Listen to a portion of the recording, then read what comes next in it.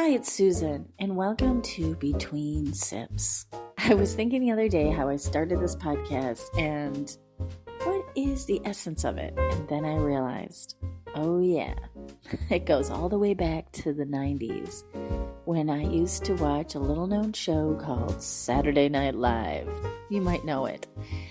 On there was this particular sketch that Mike Myers was featured in called Coffee Talk with Paula Baldwin. Paula Baldwin was this New York Jewish woman who would invite friends over for coffee and a talk. And so here we are. This is my version of that. And while I'll be inviting a lot of my friends to have talks, I might drop in an episode or two here and there solo. This is an extension of my business called Susan's Little Cup of Magic, so it all ties into the coffee talk thing. I hope in this podcast that you can feel that it's cozy, chill, conversational, but above all, these conversations are meant to connect and to bring something inspiring and motivating to you, for us, to feel that connection. And if something does inspire you here today, while you're listening, please drop a comment down below. Now, if you want to know where to find my podcast, it's in two places. It's here on YouTube. It's on anywhere you can hear a podcast, but it originates over on Substack. And if you want to join the community or maybe become a guest on Coffee Talk, or aka Between Sips, join me over there on Substack. This next episode is fresh and ready for you, so grab your cups and let's go listen. Today I want to talk about retreats. I know they're everywhere and we can take them whenever we want them or need them. But I want to talk about a solo writer's retreat, which I'm about to embark upon. And I'm going to be doing that without a huge budget, and I'm not doing it in the bougie way. And it's all kind of interesting how it came together. I just want to take a second to introduce myself. I'm Susan DeVriend. I'm a certified coactive intuitive coach, a professional coach, and I'm also a Holy Fire Reiki master healer. And I coach one-on-one sessions with women who are like me, neurodivergent, psychic, intuitive, who are creative, running businesses or other kinds of projects. This podcast is called Between Sips because I want it to feel a little more like a conversation. Episode is more of a solo episode, and I want to tell you about this writer's retreat that I've created for myself, because a big goal and dream of mine is to complete, publish, and put out in the world a book I started in 2021. This book is more of a memoir of some experiences I had in my life that were difficult. And I think we all have those moments. And some of this, I do tell some of these stories in a different book that I've released this month, April 2026. I'm going to It's got 2 more days left where anybody who subscribes to my Substack can get a free copy, because I want to take it, clean it up, and republish it. But that's more of an ebook, and in there I tell a few little stories, but the bigger book has a bigger impact. At least it did in my life. And so this has been kind of a thing for me this year.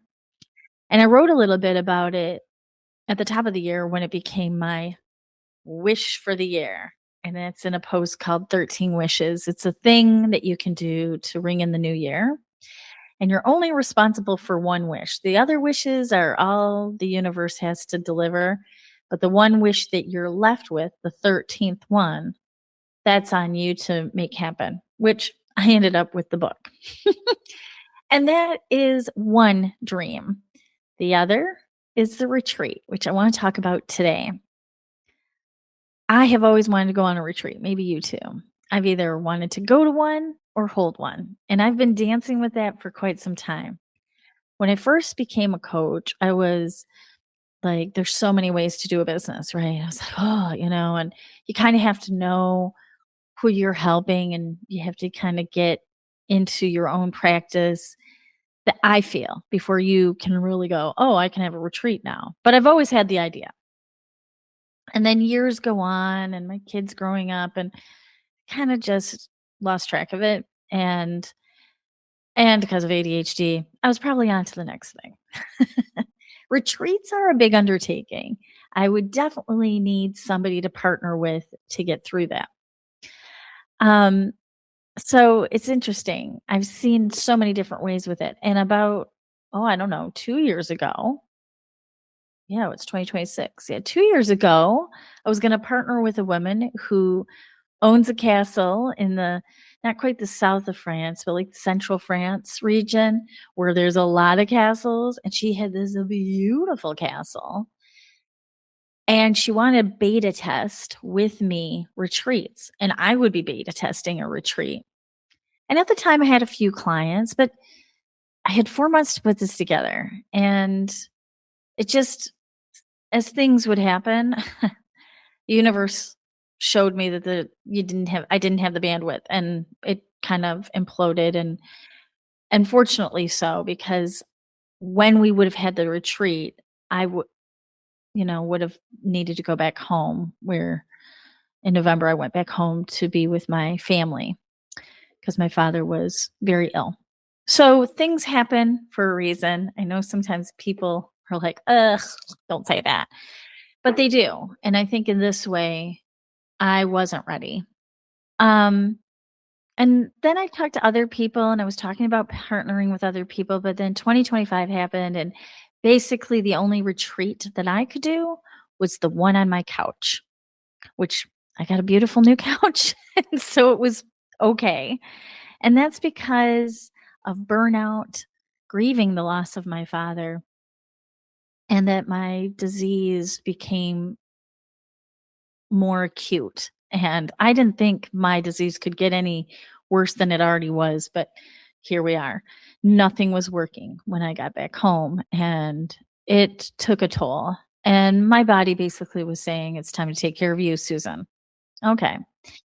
In all of this, I had heard different people and friends how to do a retreat, or it's a really great thing to do to work through your grief. And I'm in a lot of ways still kind of up and down. But about 2 months ago, I work with a therapist and she was like, what would be really good is if you could take a weekend away, because I'm still working through a lot of things. And I have ADHD, and emotional regulation and overwhelm seem to ramp up here and there throughout the year before all this stuff happened. When she said that, I'm like, yeah, well, anything I would want to do would cost a lot of money, whether it's a facilitated event or going to a hotel room, or even renting an Airbnb, because I'm just moving my life somewhere else. And a retreat, however, for me feels like it's taking those pressures away. It's helping you retreat from your day-to-day life so you can rejuvenate. And to me, that was stressful to think of it as a retreat because I'd be spending all this money to get away from, that's how I was looking at it. And then I don't know, something came together and I realized I have this wonderful friend who lives in Amsterdam and she travels quite a bit.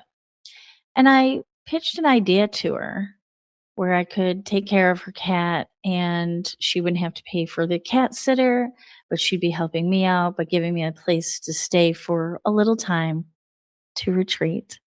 She said yes. And this week, I'm going on my first official solo writer's retreat.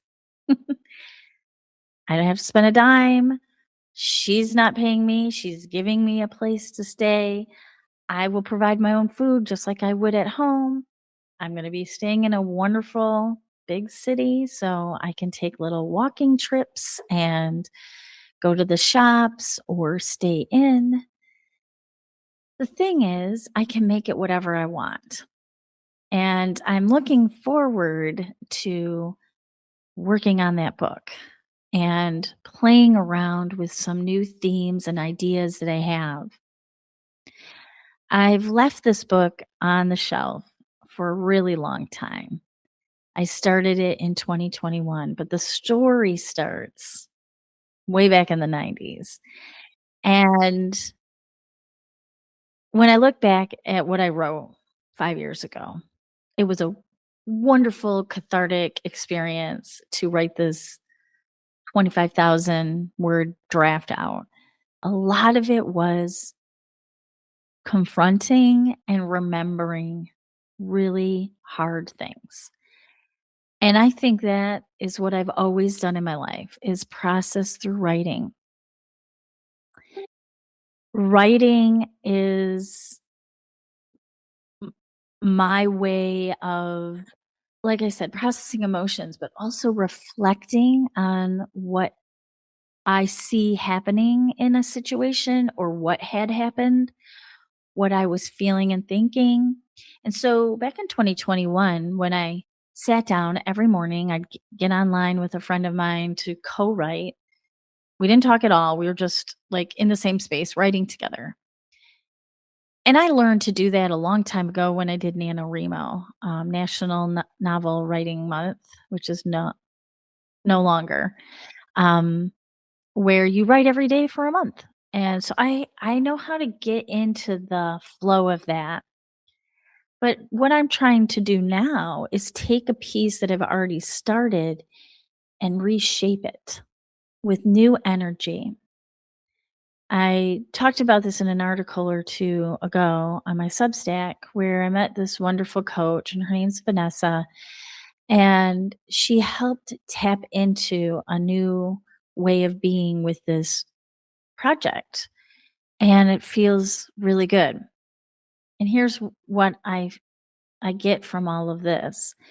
What I did 5 years ago was remember and get the events right for me so that I could heal from it. And it's been there for a while. And almost every year after, I'm like, am I going to publish it? Am I going to share it?